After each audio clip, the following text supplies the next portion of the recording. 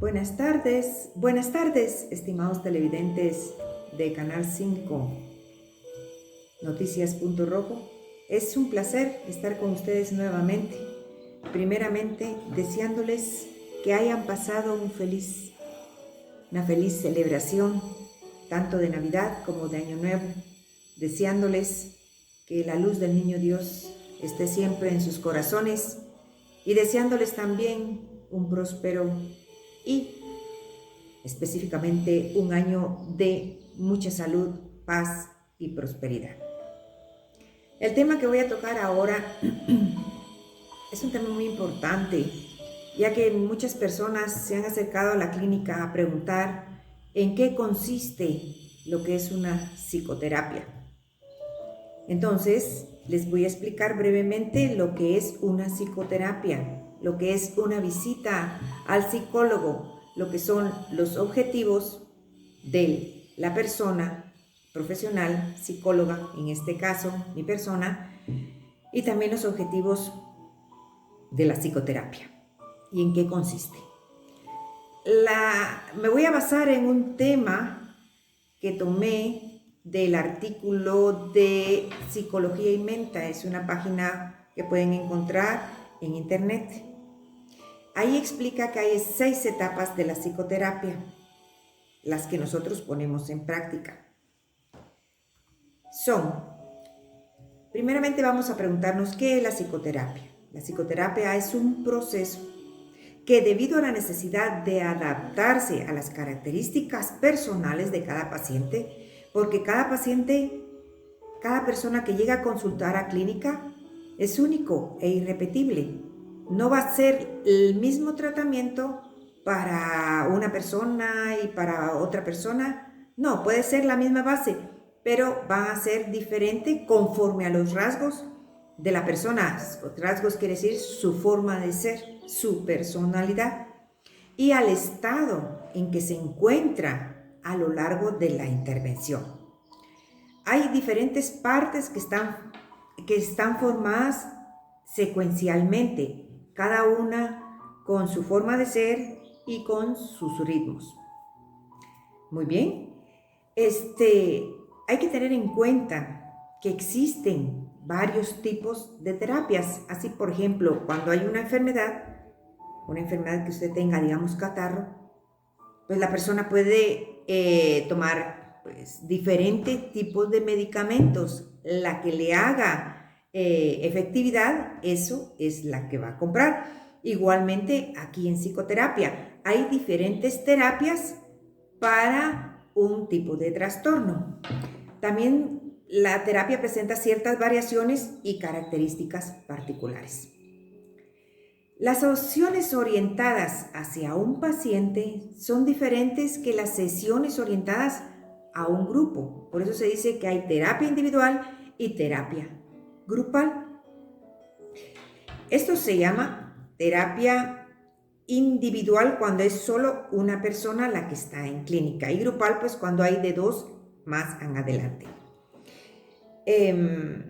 Por ejemplo, cuando es terapia grupal, son personas que comparten un mismo problema, un mismo trastorno, ejemplo, ansiedad, depresión, adicciones, etc.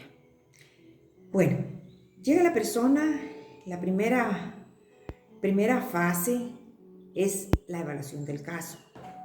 En esta etapa de la evaluación hay una entrevista en la que el paciente explica qué es lo que le ocurre. Aparte de eso, pues la presentación, nos presentamos, él o ella se presenta, pues yo me presento, pregunto qué es lo que necesitan, qué es lo que pasa.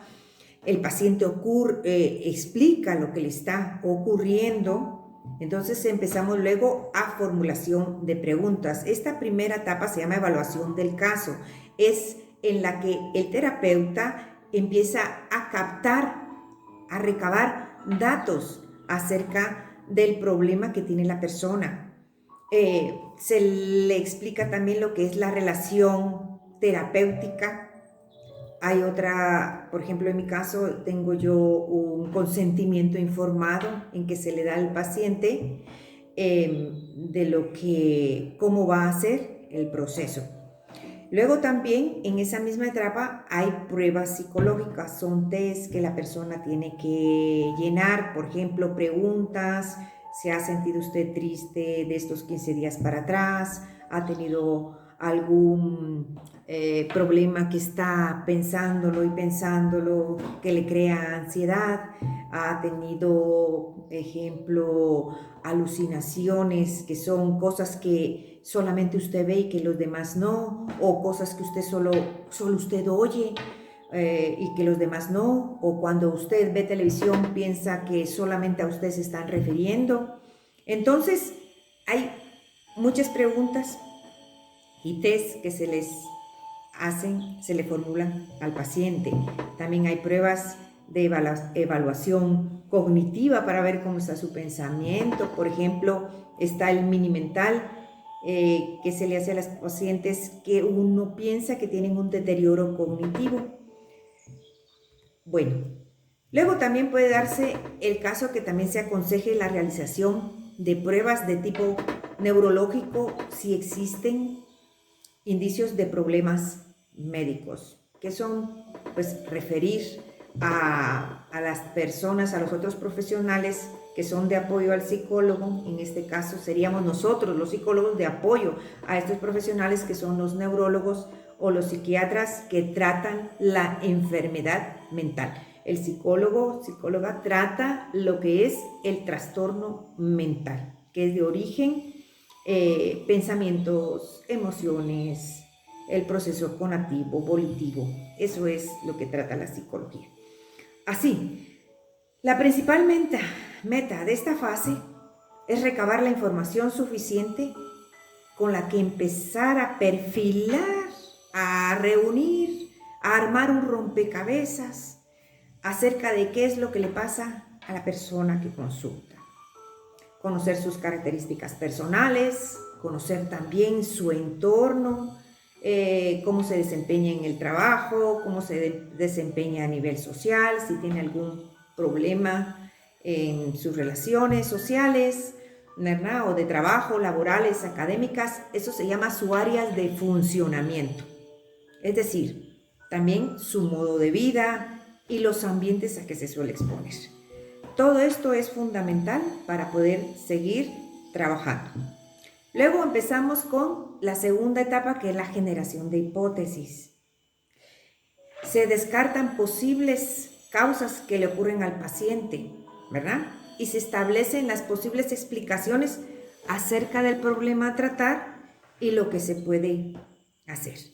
Eso es la segunda, generación de hipótesis o impresión clínica o diagnóstico, ¿ya? Y eso se platica con el paciente y se le dice: mire, y a lo mejor lo que le crea ansiedad es algún pensamiento acerca de una situación que sea un desencadenante, algún incidente crítico que haya tenido en su vida, la pérdida de un familiar, ¿qué otra cosa podría ser? Alguna enfermedad que haya pasado, en este caso el COVID-19, que haya pasado COVID y haya generado entonces un trastorno de ansiedad a esa enfermedad. Trastorno de ansiedad debido a COVID-19. Yo ya lo pasé y tengo miedo que me vuelva a pasar. Entonces ya tengo un trastorno de ansiedad debido a enfermedad, ¿ya?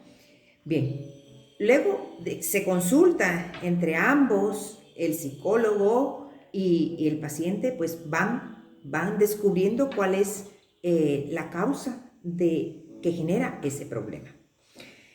De modo que a partir de esa información recogida, surgen indicios acerca de las posibles soluciones a adoptar según nuestros criterios y de las indicaciones de los manuales diagnósticos, si se da el caso ante un potencial trastorno psicológico. Se elige entonces una hipótesis y se empieza a trabajar con ella. Como les digo, se consulta con la persona. Eso es la tercera etapa, que es yo le estoy explicando lo que he visto, lo que he recabado, cuáles son las conclusiones a que he llegado hasta el momento, y también hay que tener en cuenta la reacción y la información adicional que la persona nos vaya a aportar. ¿Ah? Hay que evitar siempre los posibles errores debido a falta de información. Por eso, lo principal que se pide en terapia es la sinceridad del paciente para no llegar a diagnósticos erróneos, ¿verdad? Luego también el psicólogo puede remitir. Remitir quiere decir derivar el caso a otro profesional si es necesario. Ocurre cuando el problema escapa de la propia formación o experiencia como terapeuta, y más que todo es cuando hay necesidad de psicofármacos para la persona, porque mi persona, la psicóloga, el psicólogo, no podemos recetar antipsicóticos, antidepresivos, ansiolíticos. Eso solamente es labor del psiquiatra, ¿verdad? Así también tenemos que tener mucho en cuenta la actitud del paciente, porque un paciente que quiere cambiar, que en verdad quiere mejorarse, ya tenemos ganada el 50% de la terapia. Ya está ganado, porque el paciente tiene la voluntad de querer cambiar, ¿ya? Ahora, si es el paciente en que lo llevan, está obligado y que no tiene la voluntad de cambiar, es de balde todo lo que yo haga, que le dé las técnicas, las herramientas, le va a entrar por un oído y le va a salir por otro. ¿Por qué? Porque el paciente no tiene el deseo de cambiar, está muy cómodo en su situación. O es probablemente más vale lo viejo conocido que lo nuevo por conocer. Es su zona de confort. Ya conoce sus problemas, ya sabe cómo solucionarlos y ahí la va pasando. Entonces, cuando el paciente no quiere cambiar, la terapia mejor no se recomienda, porque no va a ser, no va a ser positivo. La persona no lo va a aceptar, no lo va a poner en práctica. Luego se le explica al paciente el plan de acción y se busca un acuerdo acerca de cuál debe ser el objetivo de la intervención terapéutica. Por ejemplo, en este caso, la persona tiene miedo que le vuelva a dar COVID. Entonces se le explica qué tipo de terapia vamos a administrar en este caso, ¿verdad? Sería una terapia racional, emotiva, conductual, en la cual se va a trabajar los pensamientos, porque es el pensamiento que la persona tiene de sí misma, de los otros y del mundo, la que le afecta en su conducta, en sus emociones, en su forma de ser. Entonces, esta es la corriente que vamos a usar aquí. En este caso sería la terapia cognitiva conductual, ¿verdad? Pero para ello se necesita el compromiso y que la persona, el paciente en este caso, ponga de su parte. O sea, se le dejan tareas, ejercicios que tiene que hacer en casa, no solamente en clínica, sino que tiene que hacer en casa.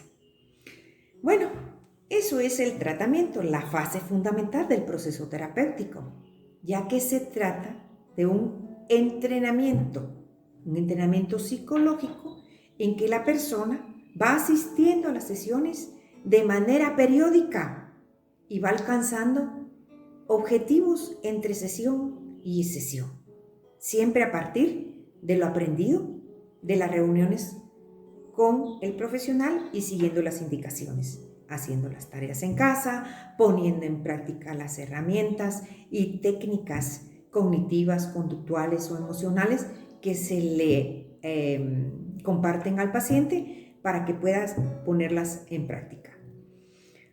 Es decir, trabajamos en clínica. Esa parte ocurre frente a uno, frente al psicoterapeuta, y el resto tiene lugar en la vida privada de la persona o profesional, si es el caso, del paciente.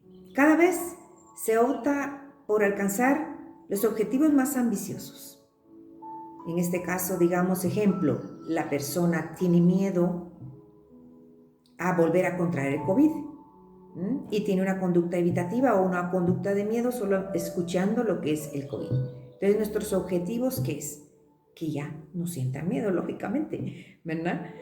Entonces, poco a poco, con ejercicios y tareas, vamos dándole herramientas y técnicas para que pueda superar este tipo de ansiedad.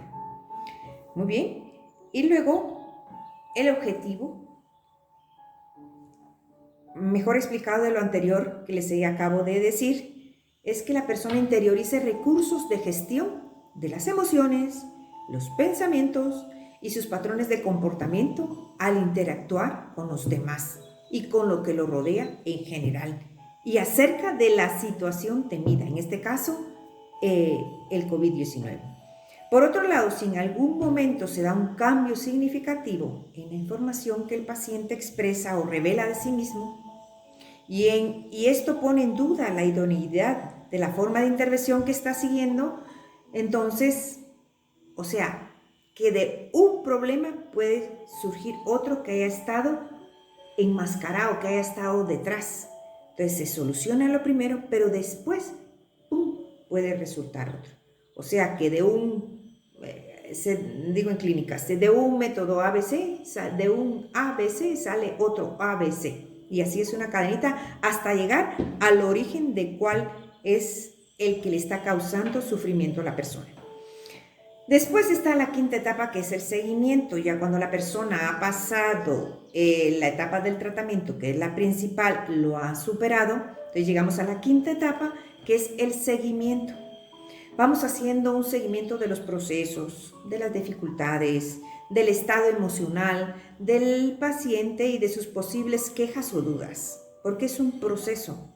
No es, voy al psicólogo hoy y ya mañana ya estoy renovado. No, es un proceso. Por eso hay sesiones, mínimo 6 sesiones o 12 sesiones, hasta, por ejemplo, en adicciones es un año, o 9 meses o un año que tiene que estar de seguimiento hacia la persona. Entonces, cada trastorno tiene su terapia, y esta terapia también tiene una base, sesiones para poder ir trabajando lo que es el proceso, el tratamiento. Sin embargo, hacia el final de la psicoterapia en ocasiones se hacen más, llevamos 6 sesiones, primero puede ser una cada semana en un mes, y después se pueden ir espaciando ya una cada 15 días, y se ve el modo en que la persona se desempeña. Ya su sufrimiento emocional ha disminuido, ya se siente con más ganas de hacer cosas, ya está más animado. Entonces, se ve que la persona ya ha superado lo que es su trastorno, o ya lo controla, o ya puede convivir con ese tipo de preocupaciones, problemas, trastornos que tiene, ¿verdad? Y ya no necesita la supervisión profesional. Porque el objetivo de todo psicólogo es que la persona sea autónoma. Autónoma quiere decir que por sí mismo pueda resolver sus problemas cognitivos, emocionales, volitivos, ¿ya? Eso es, que no sea dependiente de nadie y menos del profesional. Eso es el objetivo que uno como profesional, yo en mi caso, es el que persigo, que la persona sea autónoma para que pueda ser libre y no tenga necesidad de depender de nadie. Bien, la sexta fase de la psicoterapia es el cierre. Es un pequeño resumen de todo lo que hemos visto. El objetivo en esta fase de la psicoterapia es hacer que el paciente se adapte a un modo de vida en el que ya no necesita acudir de manera periódica a las sesiones con el psicólogo, comprobando que esto no suponga un problema para él y lo pueda asimilar con normalidad, manteniendo vigentes los aprendizajes y los patrones de comportamientos adquiridos en la terapia. Se le ha dado al paciente, se le ha dado a la persona las herramientas, los recursos necesarios, las técnicas por si en dado caso se vuelve a presentar la situación detonante, ya entonces lo pueda manejar de forma satisfactoria sin necesidad de recurrir al psicólogo. Si a usted, estimado oyente, le interesa disponer de asistencia psicológica profesional, póngase en contacto con mi persona. Le puedo obtener una mejor calidad de vida, le puedo atender en los ámbitos de bienestar emocional y la salud mental, terapia individual, de pareja y grupo, ansiedad, depresión, duelo, estrés, miedos, adicciones, orientación vocacional. También le puedo ayudar con los primeros auxilios psicológicos en caso de desastres naturales, pérdidas, duelos, etc. Atiendo también adultos, niños y adolescentes.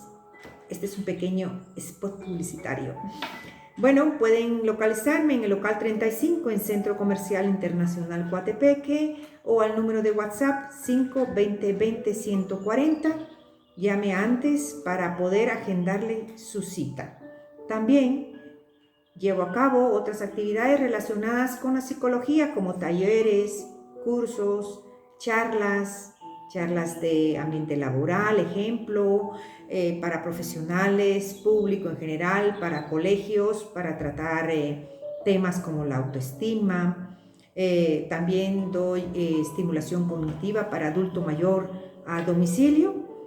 Y no queda más de que presentarles la jerarquía de trastornos mentales que un profesional de psicología puede atender. Los manuales en los cuales un psicólogo se apoya para el diagnóstico del paciente son el DSM-5, que es el Manual Diagnóstico y Estadístico de los Trastornos Mentales, y la CIE-10, que es la clasificación de los trastornos mentales y del comportamiento. Estos dos libros son los en que se basa uno para la hipótesis, la impresión clínica y el diagnóstico del problema que trae el paciente a clínica. Muy bien, basándonos en la jerarquía del DSM-5, vamos a empezar. El número 1 son los trastornos del neurodesarrollo. Neuro se refiere a las neuronas. Las neuronas son las células del cerebro y desarrollo pues es el desarrollo del cerebro conforme la persona va creciendo. Por lo general, estos trastornos se presentan en la infancia, en la niñez de la persona. Entre ellos están la discapacidad intelectual, así voy a nombrar los más generales: la discapacidad intelectual, el trastorno de déficit de atención por hiperactividad y el trastorno del espectro del autismo.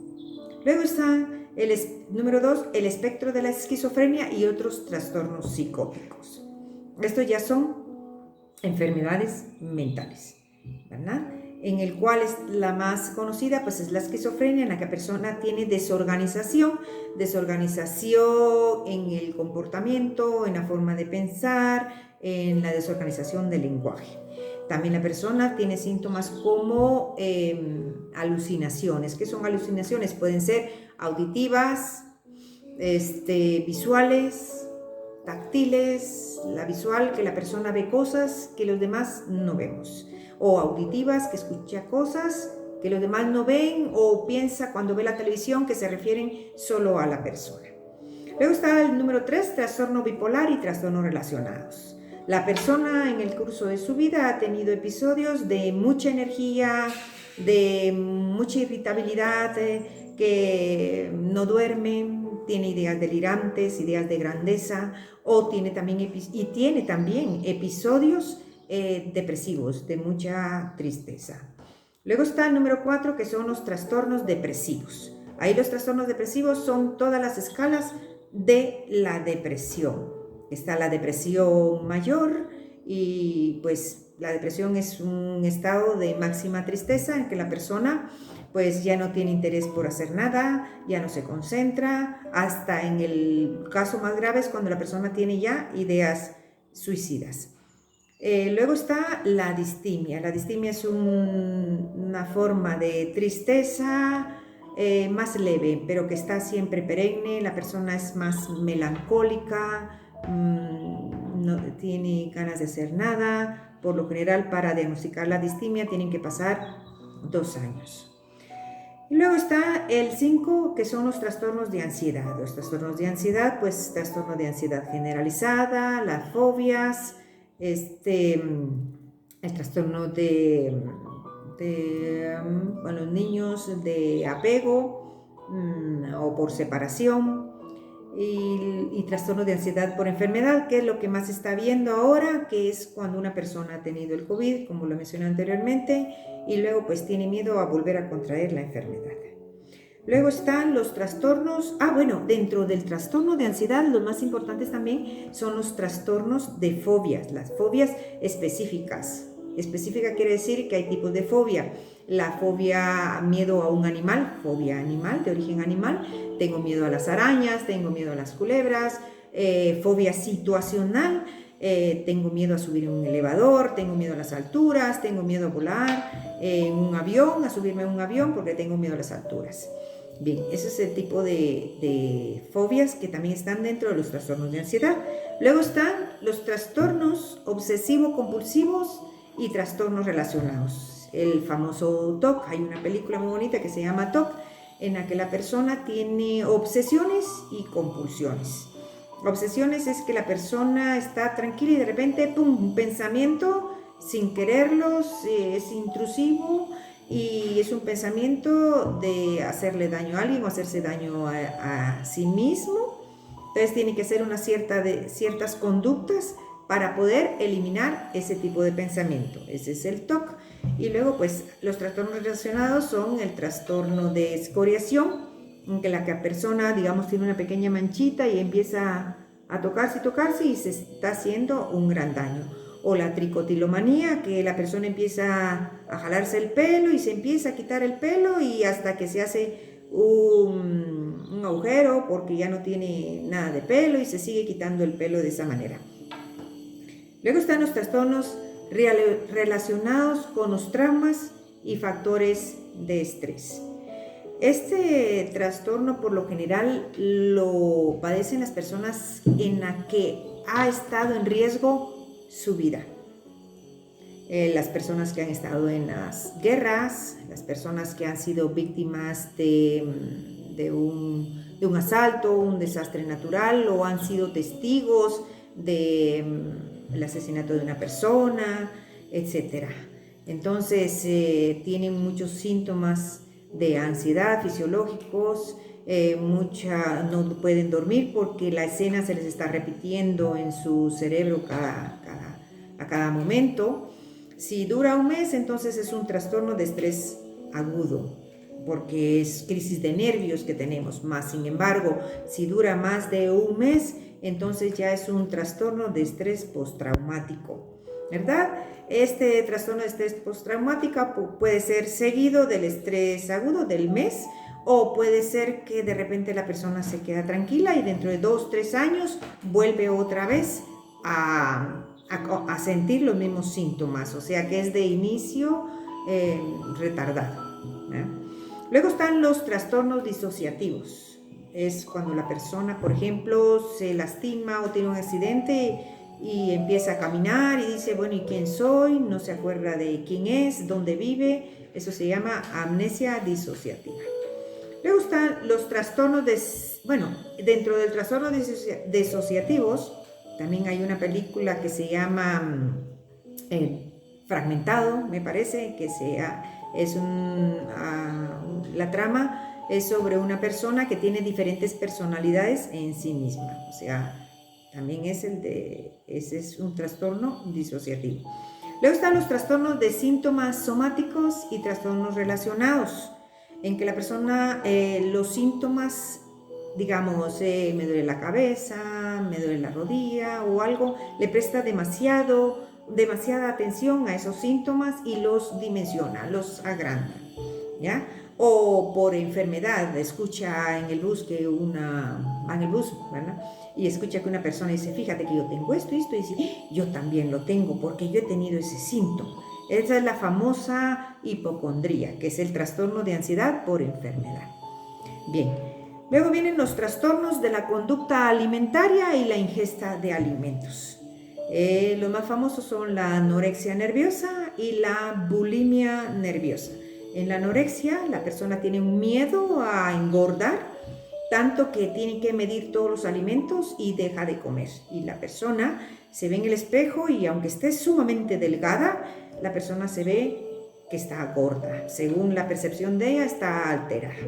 Y la bulimia, pues, consta de atracones. La persona empieza a comer mucho y luego vomita.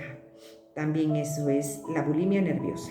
Luego los trastornos de la excreción, en que la persona, por lo general se da en los niños, las personas está la enuresis, en que la persona se orina en lugares no adecuados, y la encopresis, en la que la persona defeca en lugares no adecuados. Luego están los trastornos del sueño vigilia. Pues el más famoso es el insomnio.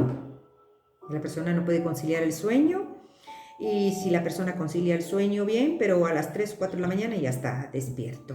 Luego están los terrores nocturnos o el famoso sonambulismo, en que la persona camina dormida.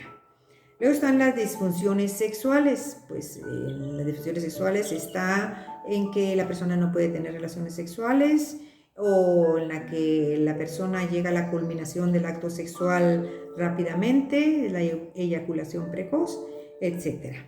Luego está la disforia de género. La disforia de género, en la que la persona por ejemplo, es un hombre, pero se siente mujer. Soy una mujer en un cuerpo de hombre o viceversa.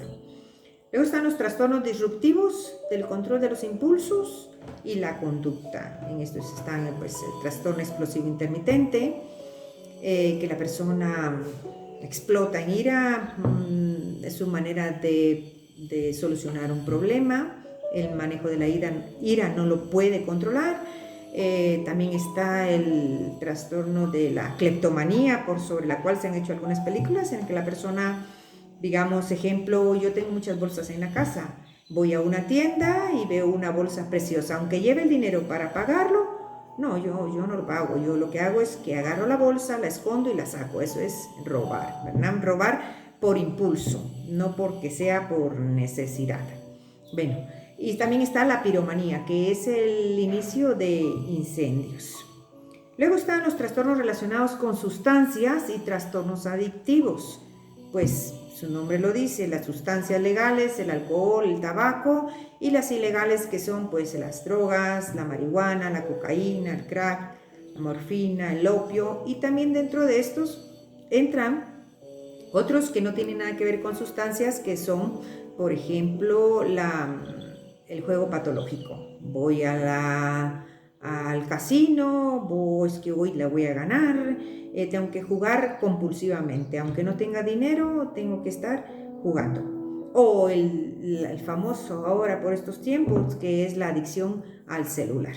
Ahí se ve muchas madres ausentes, sus hijos están jugando y no les prestan atención, o el niño le quiere decir algo y la madre solamente está pegada a lo que es el teléfono, ¿verdad? Al celular. Luego vienen los trastornos neurocognitivos. Estos se ven en la etapa del adulto mayor, en la cual la persona ya desarrolla una demencia, la persona está fuera de la realidad y a veces es debido a una enfermedad. Digamos, a la enfermedad de Parkinson, a la enfermedad de Alzheimer, las enfermedades de cuerpo de Lewy, o debido a una lesión, un accidente o un accidente cerebrovascular. Por ejemplo, la persona tiene un derrame y se queda con un daño neurocognitivo.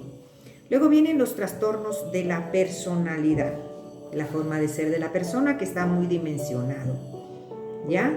Por ejemplo, las personas psicópatas, los asesinos, los delincuentes, pues tienen un trastorno de personalidad antisocial, que pasan encima de los derechos de los demás. O la persona que se quiere solamente a sí misma, que es muy egocéntrica, pues está el trastorno de la personalidad narcisista.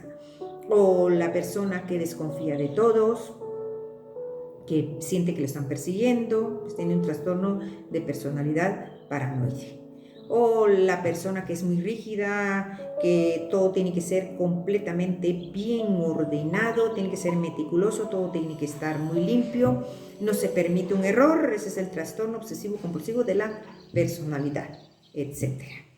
Luego están los trastornos parafílicos. El trastorno parafílico es que la persona tiene un placer sexual no de la manera convencional, sino tiene desviaciones sexuales. Entre ellas están, digamos, el voyerismo, que la persona tiene placer sexual solamente con ver a otras personas tener actos sexuales o ver a una persona desnuda, etc.